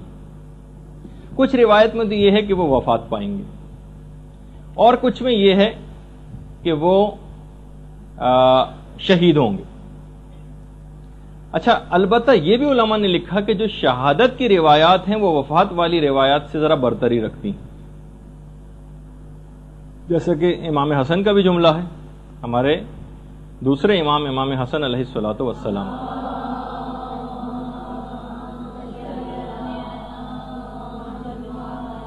کہ ہم تمام امام یا تو زہر سے قتل ہوں گے یا پھر شہید ہوں گے۔ روایات میں یہ ہے کہ جب 70 سال تقریباً پورے ہو جائیں گے تو قبیلہ بنی تمیم کی ایک عورت جس کا نام سعیدہ ہوگا، سعاد نہیں، سین عین یہ دال ہے، سعیدہ، یہ ایک درخت کے اوپر بیٹھی ہوگی، بہت بڑا سا پتھر لے کے، اور جب حضرت حجت وہاں سے گزریں گے تو ان کے اوپر اس پتھر کو پھینکے گی، جس کے نتیجے میں حضرت حجت شہید ہو جائیں گے۔ روایات میں بھی کہ اس عورت کی جو شکل و صورت ہے اس کی ظاہری حالت مردوں کی طرح سے اس کی داڑھی ہوگی اس عورت کی۔ اچھا، لیکن یہ والی جو روایت ہے، اچھا ابھی کچھ ہی عرصے پہلے ایک بات بڑی مشہور بھی ہوئی تھی آیت اللہ بہجت کے حوالے سے، کہ جب وہ زار و قطار رو رہے تھے اور لوگوں نے اسے دریافت کیا تھا تو لوگ کہتے ہیں کہ انہوں نے اپنے گریے کا وجہ بیان کی کہ وہ عورت پیدا ہو چکی ہے جو حضرت حجت کو شہید کرے گی۔ اب بہت ساری جب ہم نے اس کا ویسے جب اس کی تحقیق کی اور وہاں کے علماء قوم سے پوچھا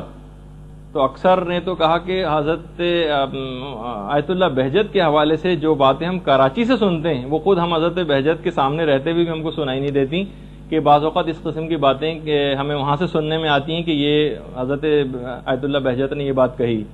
یا انہوں نے یہ عمل کیا ہے، یہ ہمیں وہاں سے پتہ چلتا ہے کراچی سے۔ تو بہرحال بعض اوقات بہت سی چیزیں اس طرح کی مشہور ہو جاتی ہیں جو پھر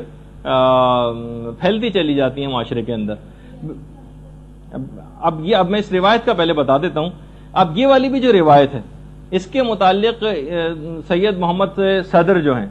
انہوں نے تاریخ بعد الظہور ایک کتاب لکھی ہے، اس کے اندر بھی اس بات کو کہا ہے کہ یہ جو روایت ہے اصل میں یہ الزام الناصب میں سید علی حائری یزدی علامہ یزدی نے نقل کی، اور روایت بھی اس طرح سے نقل نہیں کی بلکہ کہا کہ روایت میں اس طرح سے آئے، نہ انہوں نے کوئی حوالہ لکھا ہے اس روایت کا، نہ کس کتاب کے اندر ہے یہ روایت عورت کے ذریعے امام زمانہ کی شہادت کی، تو یہ ناقابل اعتبار یہ روایت ہے۔ تو لیکن بہرحال جو چیز بالکل یقینی ہے وہ یہ ہے کہ بہرحال کی شہادت کی روایت، اب یہ والی روایت اگرچہ ضعیف ہے لیکن امام کسی بھی اور وجہ سے جس کا تذکرہ معتبر روایت سے ثابت نہیں ہے،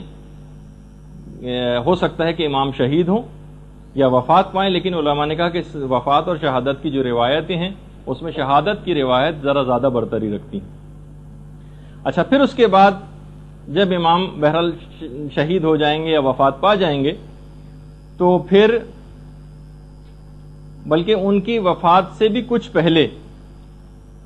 مظلوم کربلا امام حسین علیہ الصلوۃ والسلام تشریف لائیں گے۔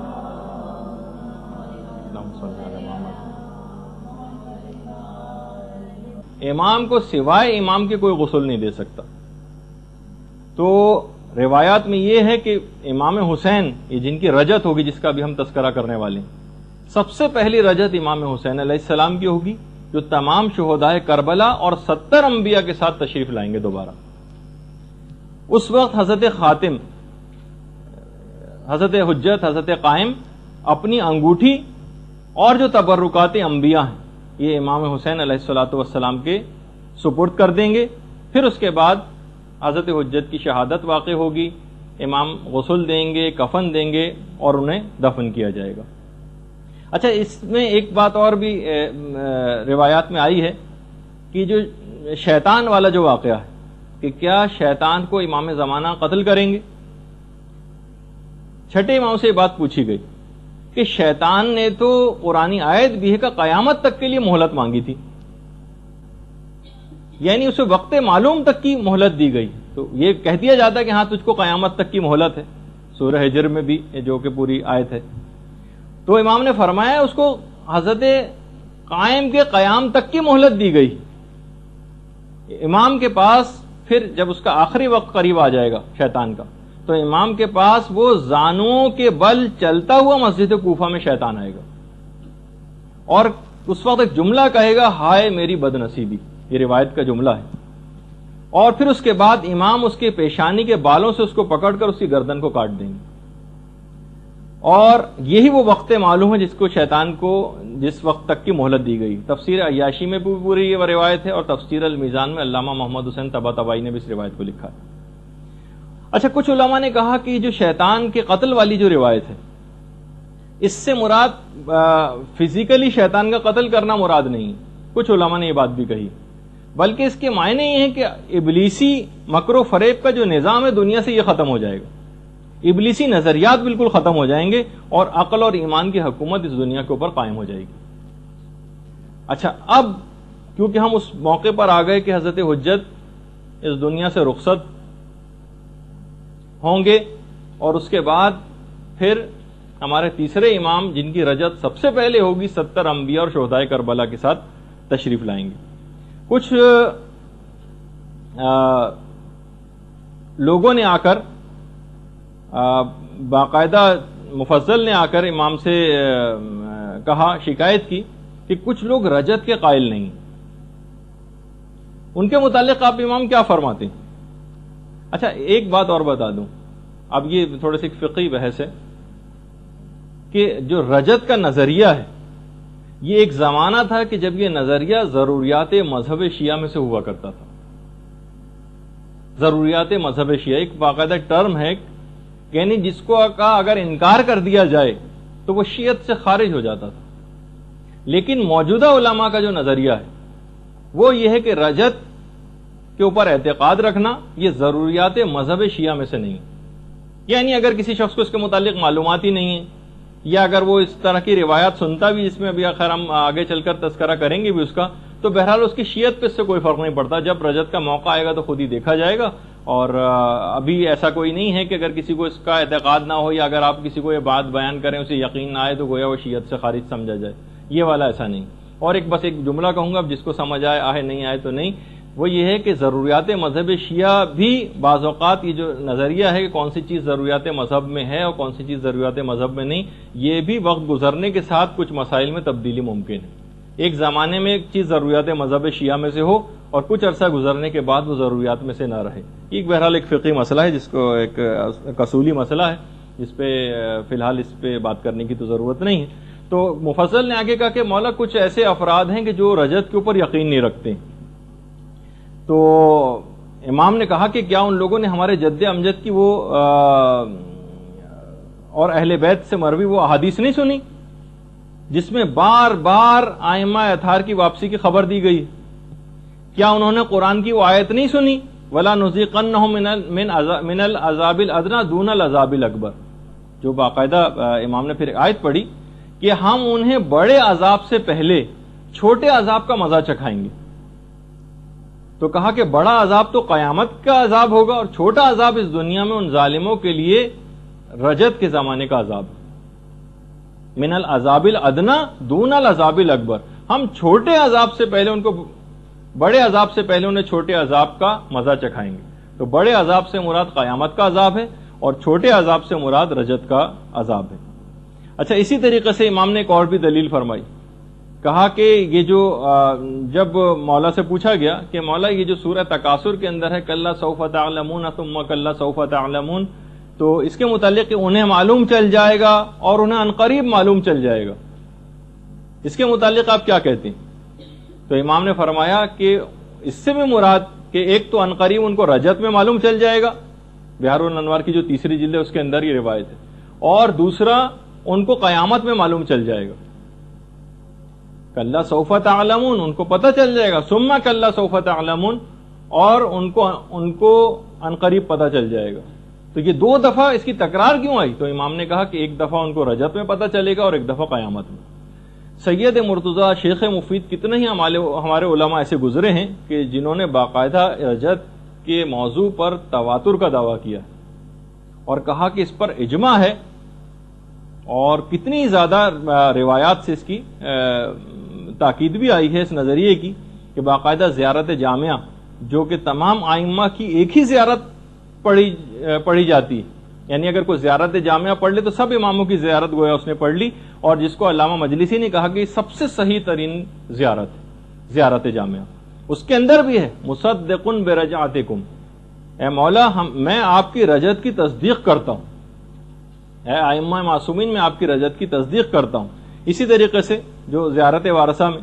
جو چھٹے امام سے جو چیز بیان ہوئی ہے، انی بکم مؤمن و بایابکم موقن،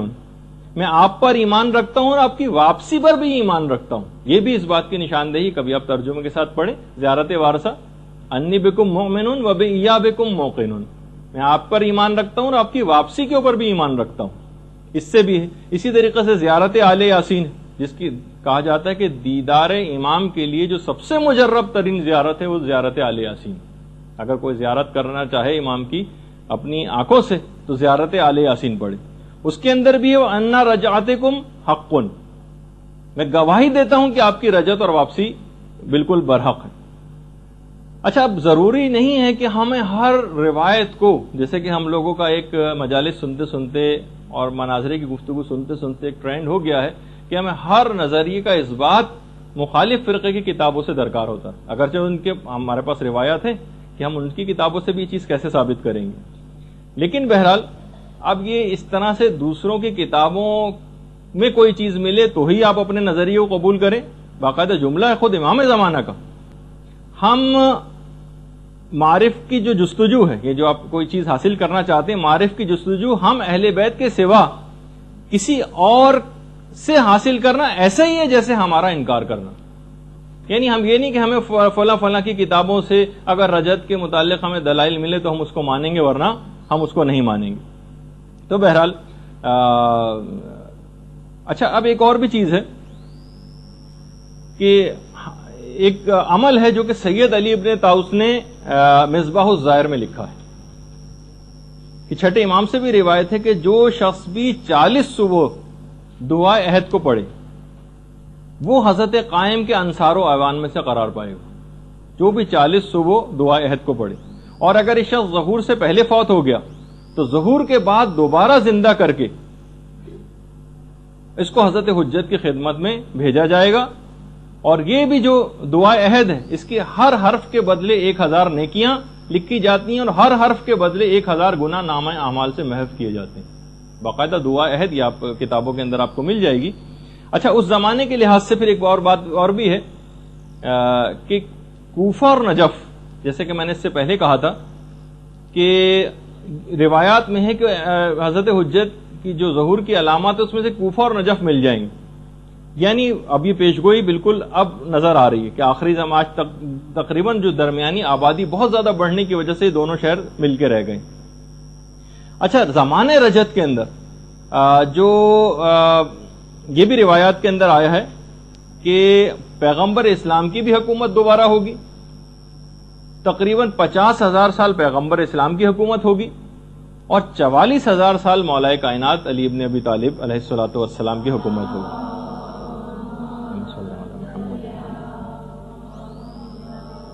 مولا کائنات اور پیغمبر اسلام کی ملاقات نجف میں ہوگی، اور ایک باقاعدہ ایک مسجد بھی تعمیر ہوگی۔ پہلے امام کے لحاظ سے بھی ایک ہے، اور ایک زمانے رسول خدا کے لحاظ سے بھی ایک روایت آئی کہ اس میں 1200 دروازے ہوں گے، جبکہ امام زمانہ والی جو مسجد ہے اس کے متعلق 1000 دروازوں کی جو سید ابن طاؤس نے روایت نقل کی۔ ایک روایت میں کہ پوری دنیا کی جو عمر ہے یہ 1,00,000 سال ہے، ایک روایت ہے، اس میں 20,000 سال تو عام لوگ حکومت کریں گے اور 80,000 سال آل محمد کی حکومت ہوگی۔ 20,000 سال عام لوگوں کی حکومت ہوگی اور 80,000 سال اس دنیا میں آل محمد کی حکومت ہوگی۔ اچھا، روایات میں ملتا ہے کہ امیر المومنین کی رجعت 2 دفعہ ہوگی۔ ایک دفعہ تو پیغمبر اسلام کے ساتھ تشریف لائیں گے، اور ایک میں ہے کہ خود امام حسین علیہ الصلوۃ والسلام کے ساتھ تشریف لائیں گے۔ اچھا، رجعت کے سلسلے میں بھی وہ، جیسے میں نے آپ کو ایک گفتگو اس سے پہلے ہوئی تھی، اس میں کہا تھا کہ جمادی الثانی کے آخر میں جو بارشیں ہوں گی، ایک تو ظہور سے پہلے کی بھی بارشیں ہیں اور ایک رجعت سے پہلے بھی بارشیں ہوں گی۔ اتنی شدید بارشیں ہوں گی، اتنی 10 روز تک تو اتنی زبردست بارش ہوگی کہ آج تک لوگوں نے ایسی بارش نہیں دیکھی ہوگی۔ اور یہ بارش جب مومنین کی قبور کے اوپر پڑے گی تو اس سے جسم نمو پائیں گے، اور لوگ مٹی کو جھاڑتے ہوئے اپنی قبروں سے باہر آ جائیں گے، اس حالت میں اٹھیں گے کہ مٹی سروں سے گر رہی ہوگی۔ زمانے رجعت میں جو شخص بھی دوبارہ اٹھے گا وہ اپنی سابقہ عمر سے دگنی عمر پائے گا جتنی اس سے پہلے اس نے حاصل کی تھی۔ اچھا، جو اس زمانے میں روایات میں یہ بھی ہے کہ جو ناصبی ہوں گے، جو دشمنان اہل بیت چند ایک رہ جائیں گے، ان کے متعلق اس آیت کی تفسیر میں جو ہم نے اس سے پہلے برزخ کے عذاب میں ذکر کی تھی، فَإِنَّ لَهُ مَعِيشَةً ضَنْكَ، کہ ان کا جینا بڑا تنگی کا جینا ہوگا۔ ایک روایت میں ایک تو یہ ہے کہ قبر اس سے مراد ہے، ایک اور روایت بھی ہے چھٹے امام کی کہ اس سے مراد ناصبی ہیں۔ زمانہ رجعت میں ان کی غذا اور خوراک بنی آدم کا فضلہ ہوا کرے گی، جو ناصبی ہیں۔ تو بہرحال اچھا، اسی لحاظ سے اکثر علماء نے ایک چیز اور بھی اس میں لکھی ہے کہ بہت سارے ظالمین ایسے ہوں گے جن کی رجعت کئی دفعہ ہوگی، اور وہ ہر دفعہ اپنے کیے کی سزا پائیں گے. یعنی ایک دفعہ کی دی گئی سزا زمانہ رجت میں ان کے لیے کافی نہیں ہوگی. رجت میں ایک بات یاد رہے کہ زمانہ رجت میں توبہ کا دروازہ بالکل بند ہے. کسی کی کوئی توبہ قبول نہیں ہوگی زمانہ رجت میں. چھٹے امام کی ایک اور روایت بھی ہے کہ رجت میں دو طرح کے لوگ اٹھائے جائیں گے, یا تو خالص مومن ہوں گے یا خالص کافر ہوں گے. درمیانی جو مومنین ہوں گے ان کو نہیں اٹھایا جائے گا سوائے اس کے کہ وہ اس بات کی خواہش رکھیں. باقاعدہ تفسیر نور الثقلین کے اندر پوری تفصیل ہے اس کی. اچھا, اب ایک چیز یہ سوال پیدا ہوتا ہے کہ جو رجت ہوگی یہ اجباری ہوگی یا اختیاری ہوگی. تو دیکھیے بہرحال ظالمین کوئی اپنے شوق سے سزا پانے کے لیے تو اٹھیں گے نہیں. مومنین کے لیے اختیاری ہوگی. باقاعدہ فرشتے جا کر ان سے پوچھیں گے کہ اگر تمہارے امام نے ظہور کیا ہے, اگر تم ان کی نصرت کے لیے جانا چاہتے ہو تو چلے جاؤ. کون مومن بدنصیب ایسا ہوگا جو اس وقت انکار کرے گا؟ البتہ ظالمین کے لیے تو کوئی شوق سے نہیں آئیں گے, ان کی اجباری ہوگی. اچھا, پھر اس کے بعد مفضل کی ایک چھٹے امام سے بھی روایت ہے کہ جو بھی پوچھا گیا کہ جو بھی اشتیاق رکھے گا حضرت حجت کی زیارت کا, اس کی آخر وہ حسرت پوری کیسے ہوگی؟ تو بہرحال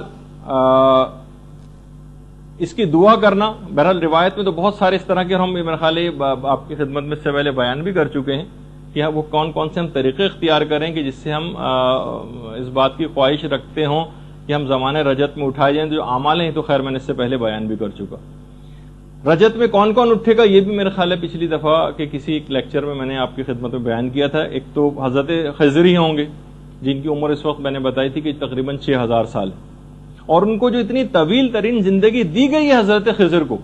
ان کے متعلق بھی روایت میں یہ ہے کہ حضرت خضر کو اتنی طویل زندگی کا دیا جانا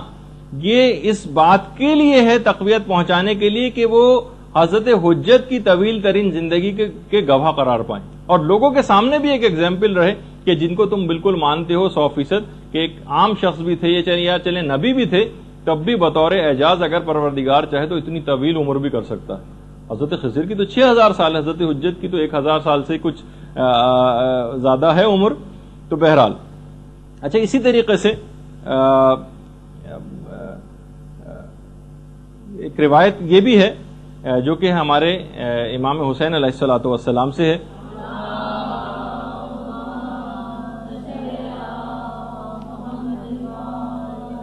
کہ میں وہ پہلا شخص ہوں گا کہ جو جس کے لیے زمین شگافتہ ہوگی. اچھا, اس کے علاوہ سلمان فارسی بھی اٹھائے جائیں گے زمانے رجت میں, ان کا بھی روایت میں تذکر آیا ہے. مقداد کا بھی تذکر آیا ہے, جابر بن عبداللہ انصاری کا بھی تذکر آیا ہے, حضرت ابو دجانہ انصاری کا بھی تذکر آیا ہے. دیکھیے حضرت ابو دجانہ ان کے متعلق ملتا ہے کہ جنگ احد میں سب لوگ چھوڑ کر چلے گئے تھے پیغمبر اسلام کو سوائے مولا کائنات کی اور ابو دجانہ کی. پیغمبر نے کہا تھا ابو دجانہ بیعت میں نے تمہاری گردن سے اٹھا لی, تم بھی اگر جانا چاہو تو چلے جاؤ, اور جہاں تک رہی بات علی کی تو وہ تو مجھ سے اور میں ان سے ہوں, لیکن میں تم پر سے اپنی بیعت کو اٹھاتا ہوں. ابو دجانہ نے کہا یا رسول اللہ ایسا ہرگز نہیں ہوگا, کیا آپ چاہتے ہیں کہ میں آپ کی بیعت کو چھوڑ کر اور اپنی زوجہ اور اپنی اولاد کے پاس چلا جاؤں جو خود ایک دن مرنے والے؟ کیا آپ چاہتے ہیں کہ میں آپ کی بیعت کو گردن سے اتار کر اپنے گھر کی طرف چلا جاؤں جو ایک دن ویران ہونے والا ہے؟ کیا آپ چاہتے ہیں کہ میں آپ کی بیعت کو چھوڑ کر اپنے اس مال و دولت کی طرف چلا جاؤں جو خود ایک دن فنا ہونے والا ہے؟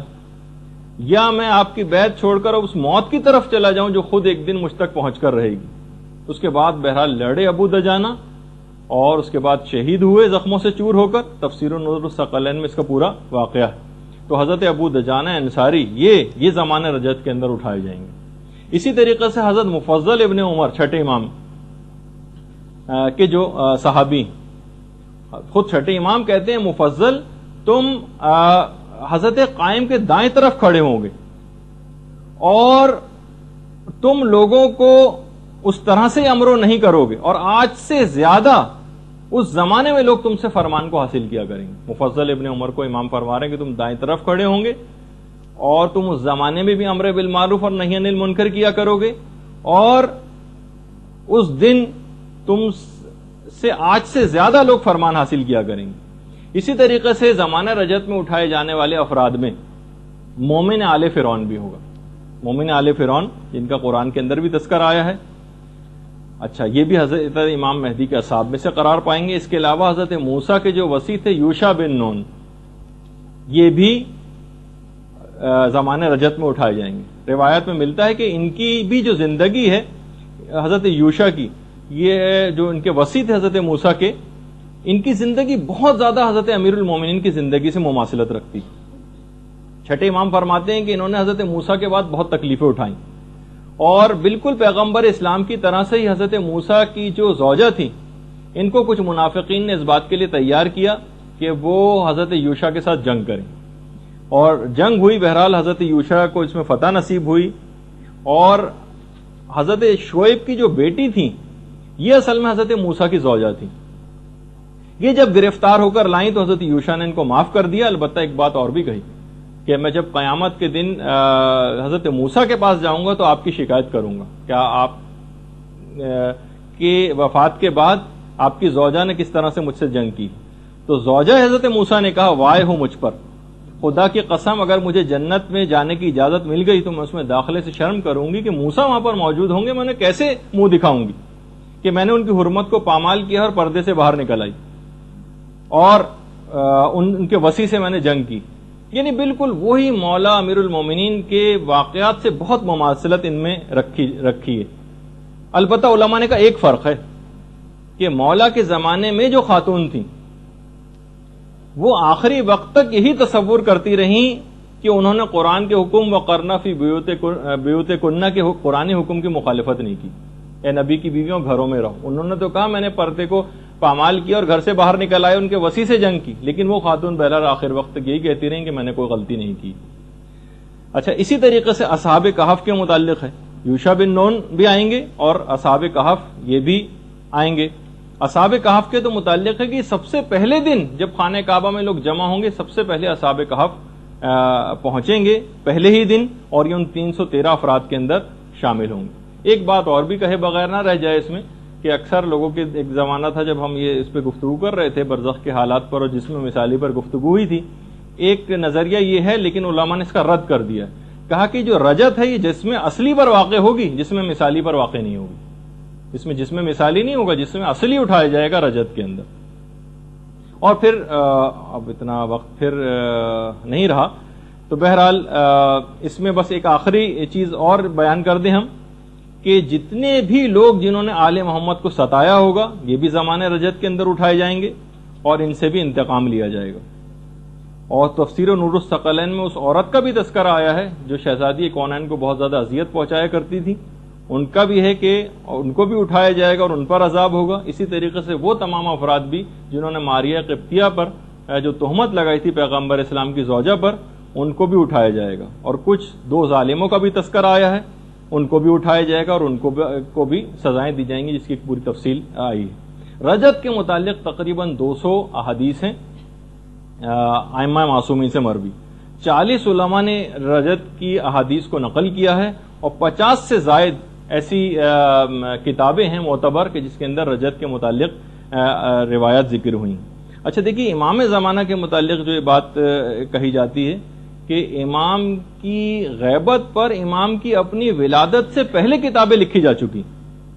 علی ابن حسن نام کے عالم انہوں نے کتابیں لکھی تھیں. اس کے علاوہ بطائنی ہے ان کی کتابیں ہیں, ابو الفضل ناشری کی کتابیں ہیں. خود یعنی امام کی پیدائش سے پہلے امام کی غیبت کے موضوع پر کتابیں لکھی جا چکی.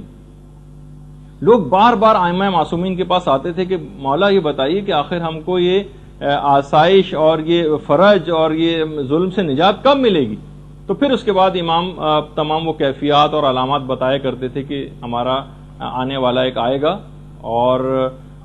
اس زمانے میں یہی علامات ہوں گی اور اس کے بعد اس کا ظہور ہوگا اور اس کے بعد آسانی نصیب ہوگی. تو کتابیں بھی لکھی جا چکی ہیں. اچھا اس لحاظ سے بس اب ہم اس موضوع کو یہاں پر اختتام پذیر کرتے ہیں کہ زمانہ رجت کے اندر تمام ائمہ معصومین کی دوبارہ واپسی ہوگی روایات کے اندر ہے, اور اس کے بعد یہ ایک سلسلہ چلے گا اور جب دنیا کی وہ مدت پوری ہو جائے گی تو اس کے بعد قیامت.